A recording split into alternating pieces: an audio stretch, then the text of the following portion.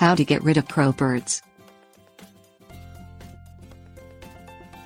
Loud caws of birds coming and going from their favorite roost can disturb the morning peace. It does no good to wait for a murder or flock of crows to move on. Although some species are migratory, a favorite roost might be occupied for centuries. Messy droppings can be an eyesore. Hunting crows may not be practical or legal, but there are deterrents to limit crow populations. Scare or trick pests. Use noise. This might be frequent loud noises, either from a bird repellent machine or from firecrackers or pots and pans. A barking dog, preferably one that loves to chase crows, will stop the birds from being a constant presence.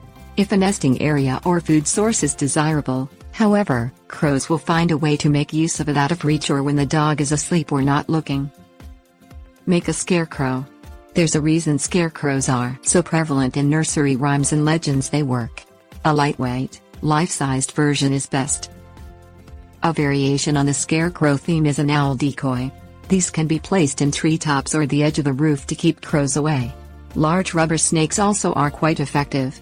As with all types of scarecrows, birds eventually figure out it isn't real, especially if it stays in one place. Moving the scarecrow or decoy around helps trick crows into staying away longer, and rotating different-looking deterrents may provide better protection. Use reflections. Crows do not like shiny objects, and they do not like glare. A string of pie tins or old CDs or a few well-placed mirrors that catch the sun and twirl will keep crows from landing nearby. Fight back with water. Large water guns, the kind found in toy stores during summer sales, are ideal for shooting crows. It takes some time and commitment, or maybe the enlistment of some young volunteers, but being sprayed with a stream of water will drive crows away. They may not return soon. Hunt crows or modify grounds. Consider killing crows. It is illegal to hunt crows in many states of the U.S. and only allowed with permits in season in others. Obviously, this is not an option for city dwellers. Neighbors may object, and dead birds have to be properly disposed of.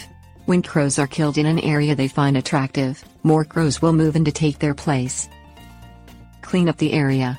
Crows are attracted to garbage and clutter because they are scavengers as well as predators. Cutting down trees is one way of making a yard less attractive to crows. Removing other vegetation, food and water sources available to these opportunistic birds may make them look elsewhere for comfortable accommodations.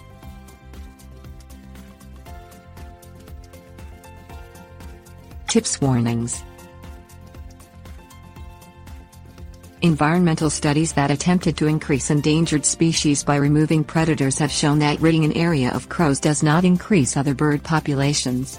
It seems the presence of crows balances that of other predators, who will take over when crow populations are depleted. Crows are intelligent. When they are targets of human wrath, they will come to associate unpleasant behavior with specific individuals. Harassment by birds may increase, such as cawing at and chasing the people they don't like. They can even recognize and follow cars. As wild birds, crows may be host to West Nile virus.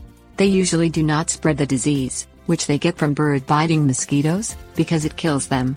Finding several dead crows may be significant. Notify health or wildlife authorities and bag bodies without touching them for proper disposal.